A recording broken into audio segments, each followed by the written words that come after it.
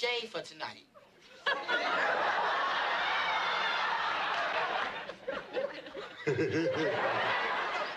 Oh, I see it. Okay. Hold still. There you go.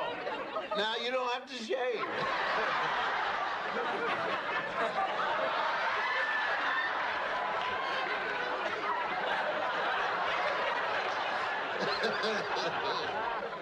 Just promise me you won't lose the razor in there.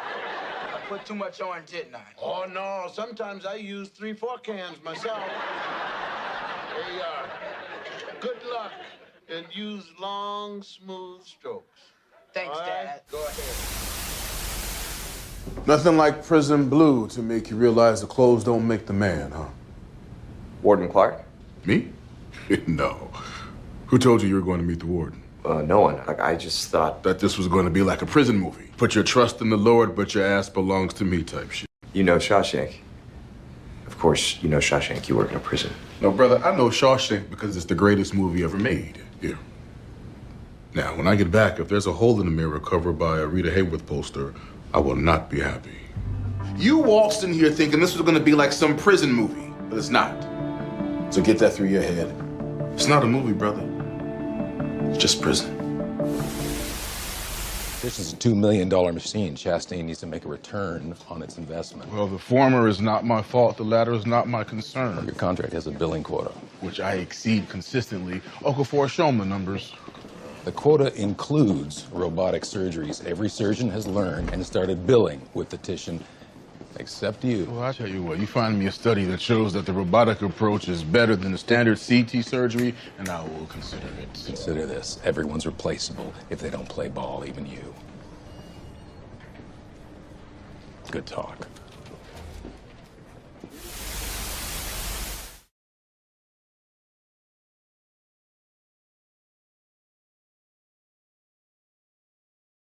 Somebody big just died.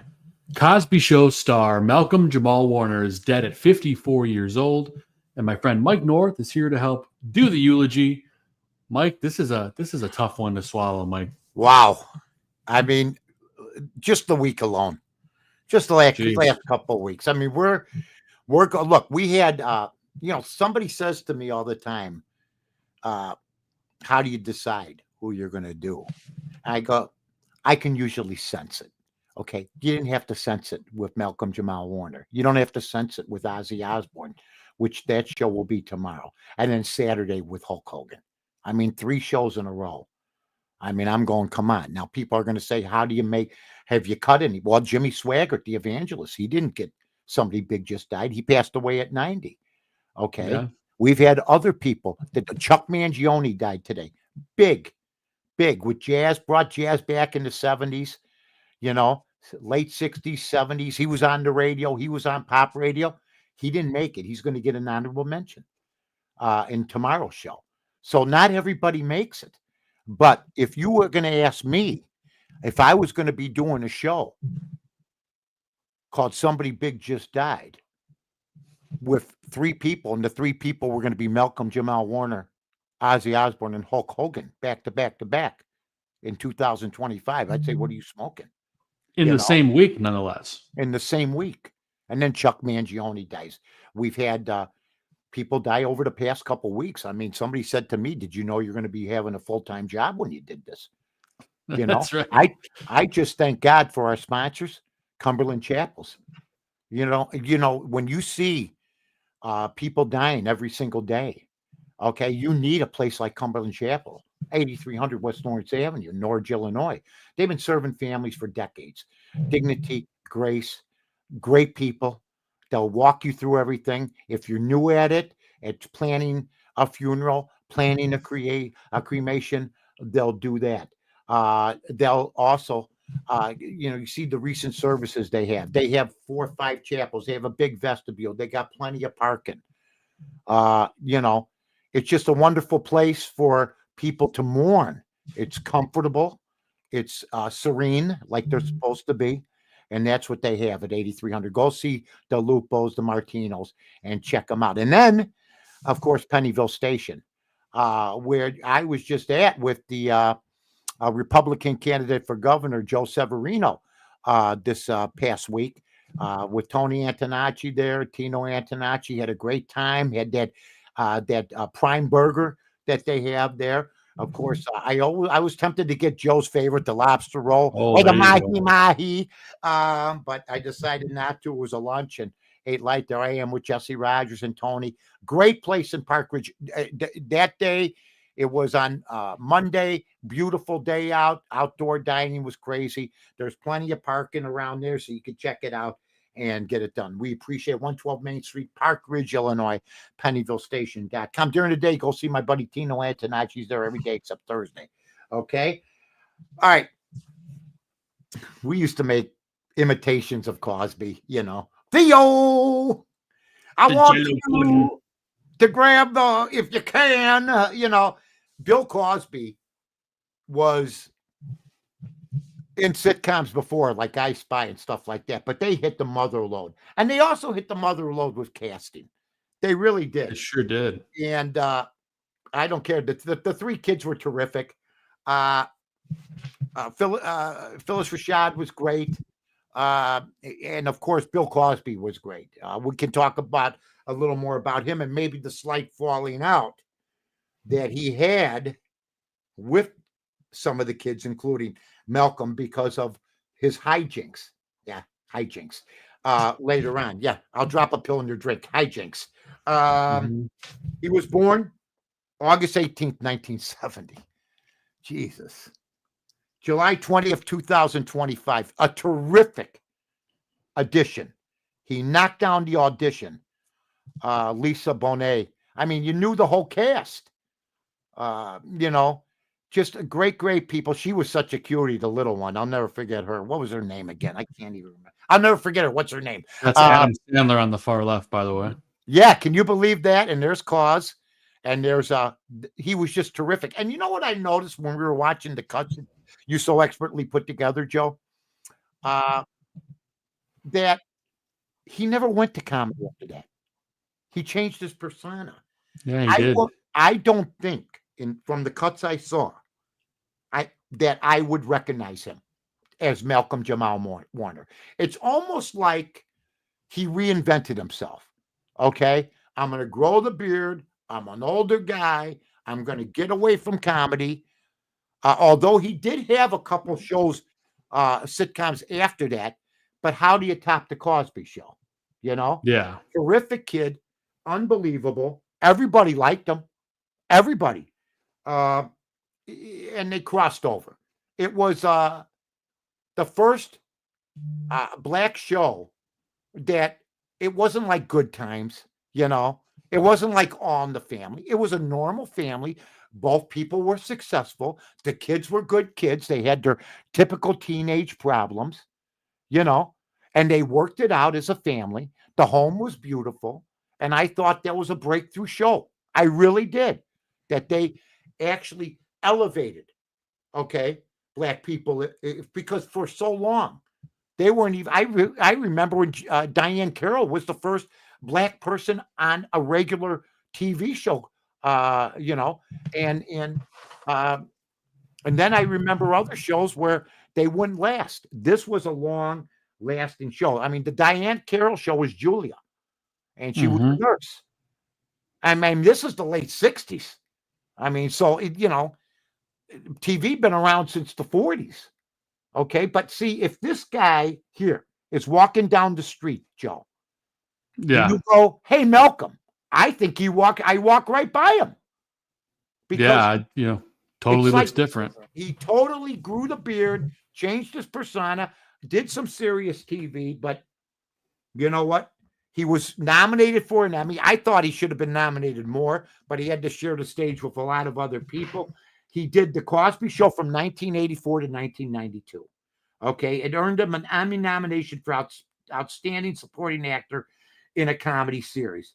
He was also known for his role in Malcolm and Eddie. He was Malcolm McGee on the sitcom. Then he played Dr. Alex Reed on the sitcom Read Between the Lines from 2011 to 2015. So you could tell I stopped watching network TV because I didn't realize that. You know what I mean? I don't know if you saw his. Did you see any of those? No. Okay, that was I did see him in Suits, which is what this is from. Right. And in 2015, he received a Grammy Award for Best Traditional R&B Performance for the song Jesus' Children. So he's a decent human being, a good guy.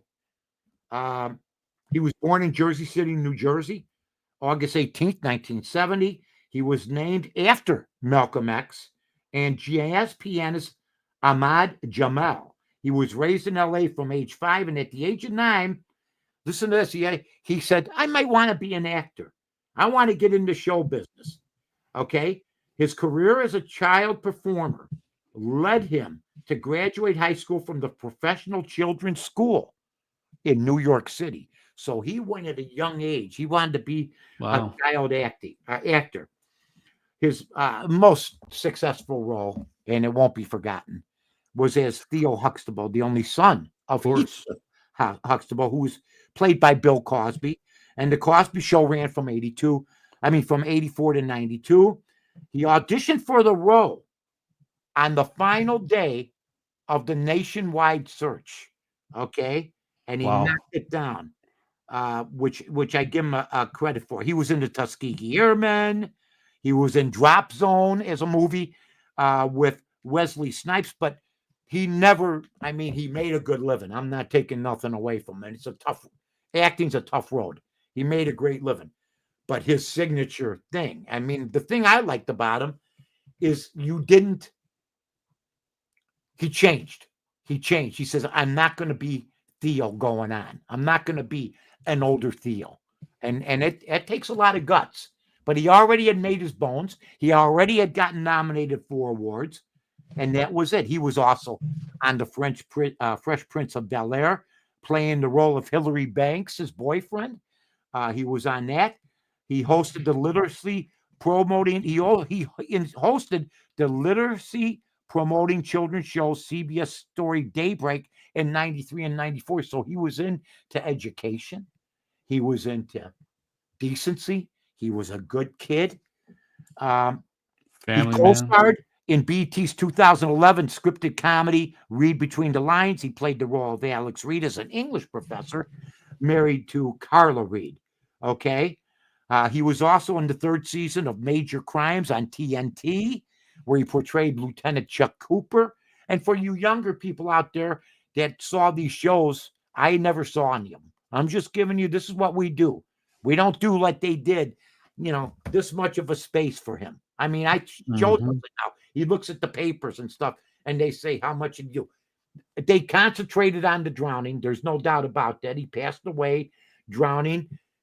He had his 8-year-old daughter with him, which wasn't reported until today. She was saved. She was saved. They weren't able to save him. Okay. And they said if he had swam with the tide and you're supposed to do this, you know what? You shouldn't panic. Let me tell you something. You're going to panic. If it looks bad, you're not a trained lifeguard. You're out there on vacation. So he tried to fight back. He tried to get back, and he couldn't do it. He also directed. He did some directing on the Cosby Show. And he learned from watching and stuff like that. He did music. He did poetry. So this kid was ultra talented. It's sad what happened because he was on vacation. They went out to swim. Yeah, they went out to swim. He was with his daughter, and a high tide came, and that was it. That's how fleeting life is. I'll tell you what, Mike, it makes me if I ever go on vacation with my family, it makes me just want to go up to my knees and never go any further, There's a lot of pools like that at resorts now, too, that have it only up to the waist and stuff like that, There I am in the background there with the he's just like a good guy. You could just tell. Decent guy. You didn't read anything, This show, we've done so many shows, and a lot of the shows have been there's been problems. There's been issues. Okay. He was podcasting. In June of 2024, Warner and co-hosts Wazoo Baraka and Candace Kelly created the Not All Hood podcast to discuss the lives and experience of Black Americans. So he's a proud Black man, proud Black American. God bless him. He was involved in several high-profile relationships with Michelle Thomas as one, who portrayed his on-screen girlfriend, Justine Phillips, on the Cosby Show. And he was later in a relationship with Karen Molina White for 7.5 years, and with actress Regina King from 2011 to 2013. So he got busy. He's Sure did. Theo. Come on. You're Theo. You're 18 years old or 19 years old. You're getting laid, right? Aren't you? I think so. I think so. Hi, I'm Theo. Remember me on the Cosby Show? Yes. Okay. But he was a good guy. He was in a few relationships.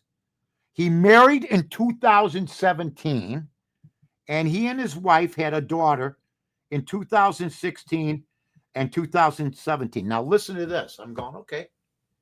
Where the hell's their names? Where's their names? Come on. I'm looking up. I didn't read the next line. He kept their identities private. He didn't even want them out there. I give him credit for that. Good for him. I'll read some of the things that he did. He did How to Be Cool at Parties. He played himself in a video in '86. This is his filmography. The Father Clemens Story. He played Joey. It was a TV movie in 1987. Drop Zone, 94. He made about 25 movies here, as far as I can see. Pretty good run. Yeah, he had a nice run. And not a whole And he lot. had a lot of life left, too. Yeah, Tuskegee Airmen was probably his other one. Tyson, the Mike Tyson story. I think that had to be Rory Holloway. He played a friend.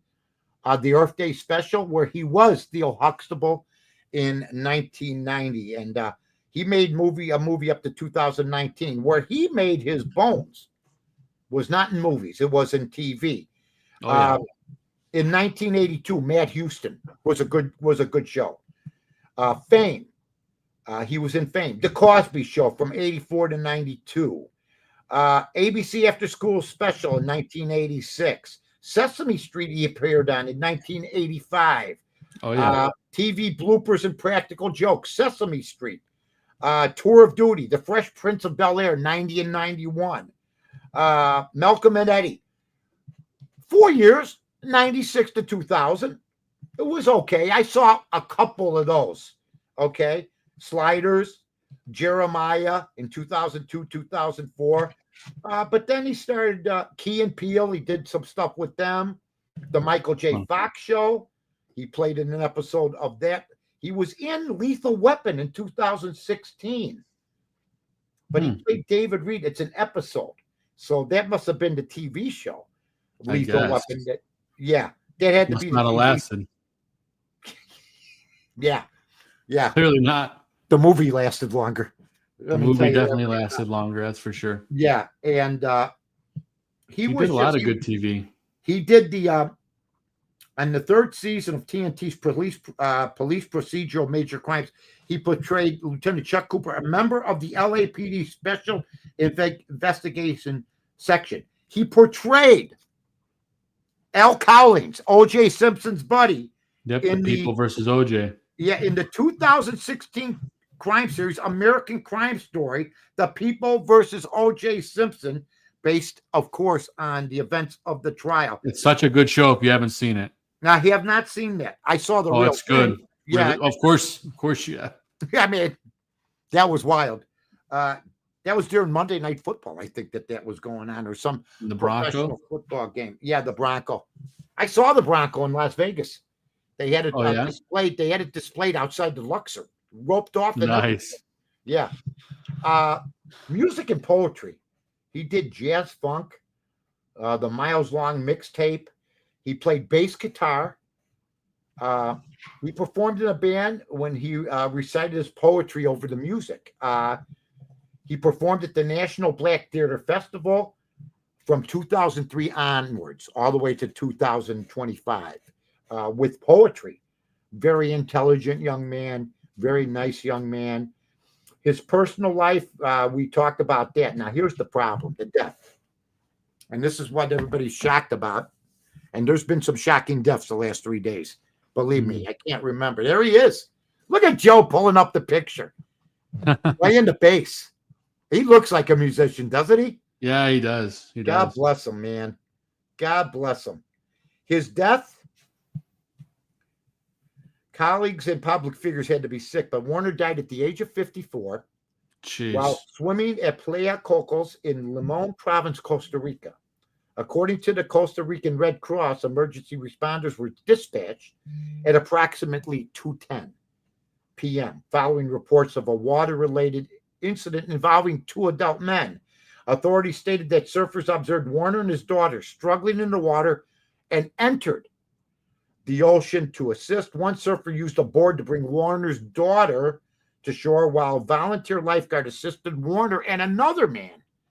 Okay. Wow. Warner was pulled from the water by bystanders, received CPR for 45 minutes. So they tried so hard. The second man was transported to a nearby clinic. So, he didn't even know this guy. And he had the same problem. And he's in critical condition. The Red Cross stated that both victims had been removed from the water prior to the paramedics' arrival. And the case was reported to police. The surfer survived.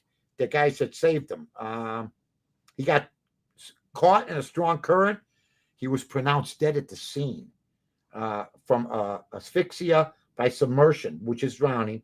It was confirmed following the completion of the autopsy on July 22nd. Now, a lot of people have been talking. Cosby stated that the news reminded him of the death of his own son, Ennis Crosby. Actor Morris Chestnut described Warner as a kind of genuine guy. Raven Simone, she was the cute little girl, referred to Warner as a big brother. Haven't heard from the other young lady that was there. Lisa Bonet. Yeah, Lisa Bonet hasn't come out with anything yet. But he's definitely going to leave a hole for everybody that was there. I would say that, Bill Cosby starred in I Spy. And he was with Robert Culp back in the 70s, late 60s, early 70s. And he sort of disappeared for a little bit. He did some movies with Sidney Poitier. He did movies with Fred the Hammer Williamson, a lot of black exploitation films. He also was one of these guys that Cosby was doing stand-up and stuff like that. Now, here's the problem. Let me just check it out here. Did Malcolm-Jamal Warner have issues with Bill Cosby? I'd be stunned if they did not have, especially after all the stuff that came out. It says here, well, Malcolm-Jamal Warner has expressed sadness and acknowledged the painful fallout from the allegations against Bill Cosby. He has not publicly expressed any personal issues or resentment towards Cosby. He has emphasized his sadness at how the situation, and this is the issue, and I brought it up to Joe before we came on. They had a problem. Just because he hasn't said it publicly, that tells you all you need to know. It's like pleading the fifth. Here's what pisses him off. Where can you find the Cosby Show now? Nowhere. He expressed sadness, and he's pissed off at Cosby because they have penalized, and I don't know if there's syndication fees.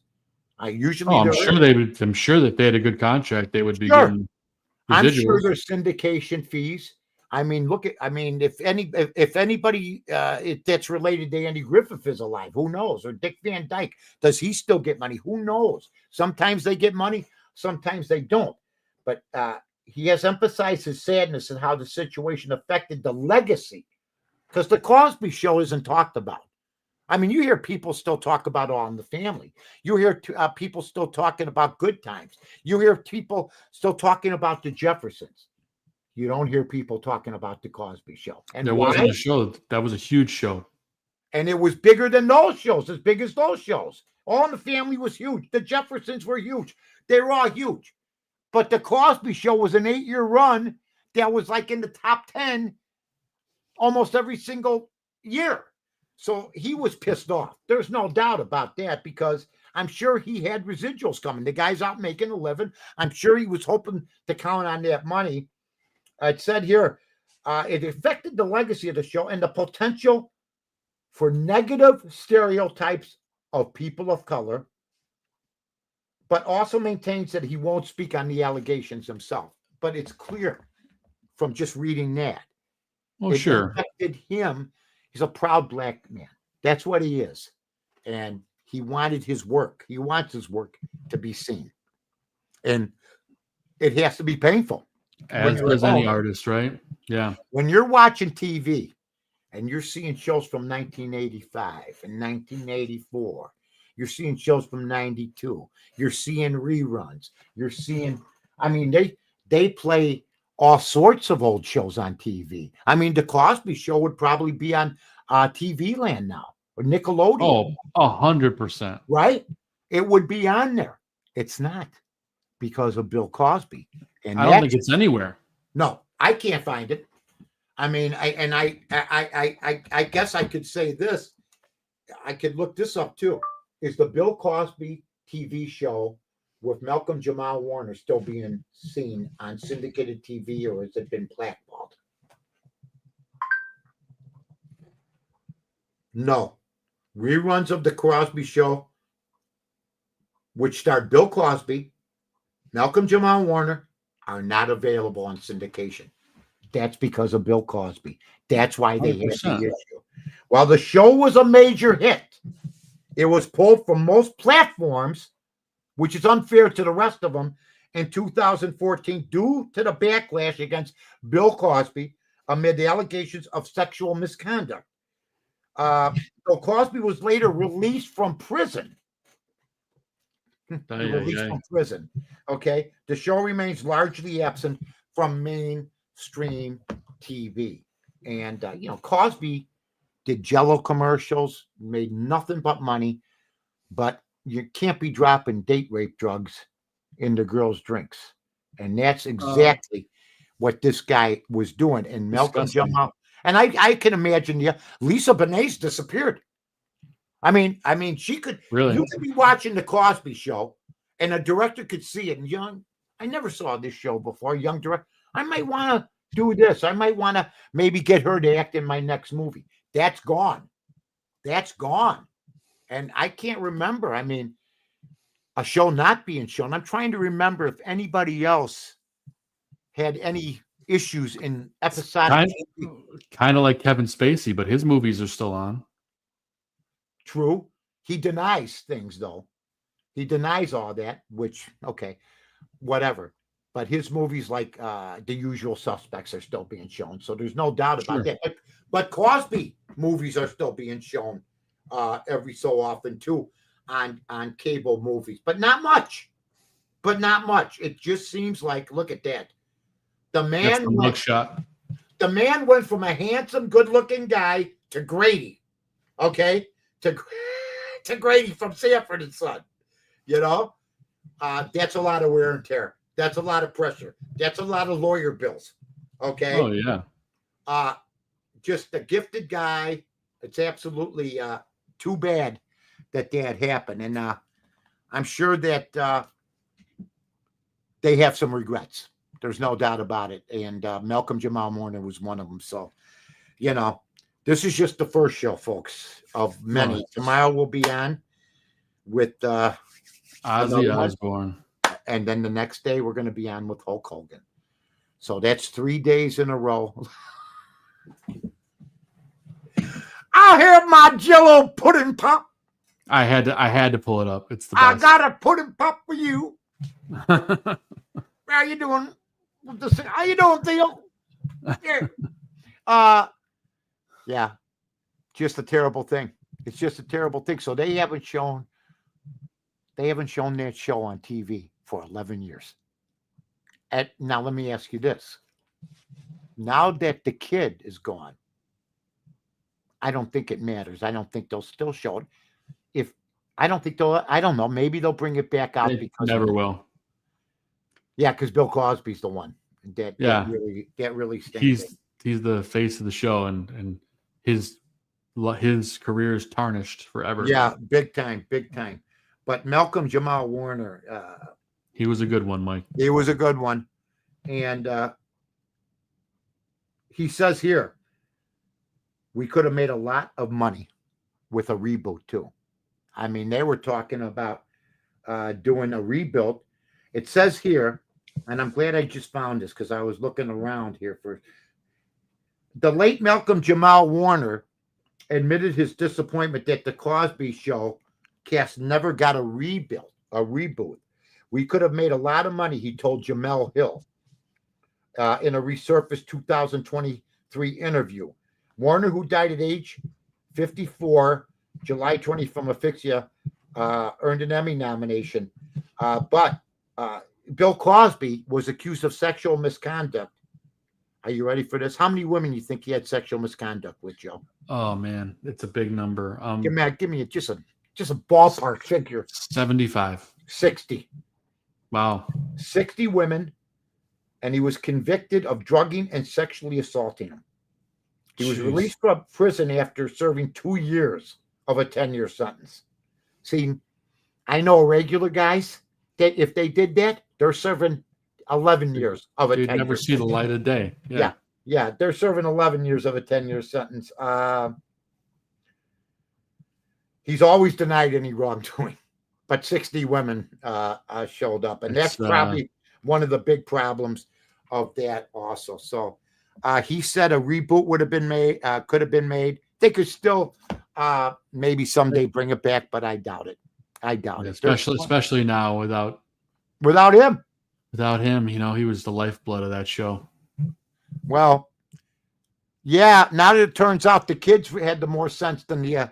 Well, I can't say nothing against Phyllis Rashad. No, she was great. She was good too. So it was a good show. My wife and I watched it. Did you watch it, Joe? I was just a little kid, Mike. You were like 3 or something, weren't you? 3 or 4? I was born in '88, so yeah. Okay. I watched the show. Let's see, how old was I? 62. I know. I freaked you out. It was like 35. I was like in my 30s. Yeah. I mean, listen. To Hulk Hogan, if you go to Twitter, folks, on North to North, there's a picture of me and Hulk Hogan on the front page. And when I read today, we had the greatest time. I'm going to tell the story on the show on Saturday, but I might as well tell it real quick now. And then we'll say our good night. He came to the score, and we hit it off. And look at him. He was a monster, by the way. Huge. And see if you could pull up that picture, Joe, of me on North to North. NORTH number 2, sure. NORTH on the front page. I want to show the people. He came to the station in his outfit. So he's walking down the hall. Me and Dan Jiggets. Now, I was sitting between Jiggets and Hulk Hogan. Monster. Okay? We got food from Sabatino's on Irving Park. And all he could say is, this chicken parmesan, it's outstanding, brother. That was but I'll tell a lot of stories about the Hulkster and the day that he spent at the radio station. We became pretty good pals that day. And it was a good time. It really was. But tonight, we had Malcolm-Jamal Warner. Did you find it, Joe, or no? I did. I look like a youngster. Pulling it up right now. How old? You do. You look like. I think I was 52, 62, 72. All right. Look at that. Yeah, don't tell me you can't age. Hulk looks good, too. Yeah, that was a great day. He stayed at the station for like 5 hours and just walked around and hung out with people. Just a great guy. So cool. Yeah. I'll give you one little tidbit. I'll bring it up on the show again with Mike. Yeah, we can do Hulk. It now because. I'll bring it up. I'll bring it up again. But I got about 4 stories on the Hulk, so I had to tell the one though and show the. Sorry, I'll bring mine up again. But when I was a kid, my mom used to do the books at Basta Pasta. She used to be the. Get out of here! There. Which one was your mom? Bernie. Get out of here! I know Bernie. I mean, she worked at Basta for how long? A while. Wow. Well, So she saw the TV shows and everything. that's was there that's when what they I was did gonna the say is show. I was a big wrestling fan at the time, and you had the Mike North show at Basta, Yeah. and we had tickets to go, and he canceled the show for some reason. You know who we had on? We had two guys had to cancel. Curtis Enos of the Bears and the Hulkster. But we had Pete Rose, we had this, and Bernie's your mother. That's unbelievable.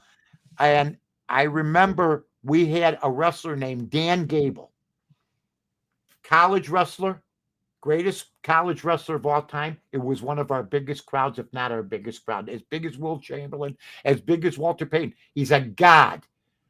Dan Gable, Gable, went to the University of Iowa. I think he never lost a match, to be honest with you. Check it out, Gable, Dan Gable. And just another guy. I'm sorry you got freaked out about Bernie, but I knew your mother. What can I tell you? A good woman. Wow, right? How's she doing? There he is. Oh, hello. I'm going to beat all your asses. All right. Well, I'll tell you what. Malcolm-Jamal Warner, condolences to the Class wife, act, man. It's such a shame. to the daughter. Condolences to everybody that knew him. Condolences to everybody that grew up with him and watching the show. We appreciate it. We'll be on again tomorrow. Ozzy Osbourne, ladies and gentlemen. Yep, Oh, 8:15 p.m. tomorrow, going on the crazy 8:15. train. Yeah, crazy train. Here we come. It hurt me to see him sitting in a chair singing, but I can't believe these guys. They perform and then they die 5 days later. It's unbelievable. The heart. And he sounded great at that last show. He was great. We'll talk about it more tomorrow. Make sure you tune in. We thank Cumberland Chapels and we thank Pennyville Station. Good night.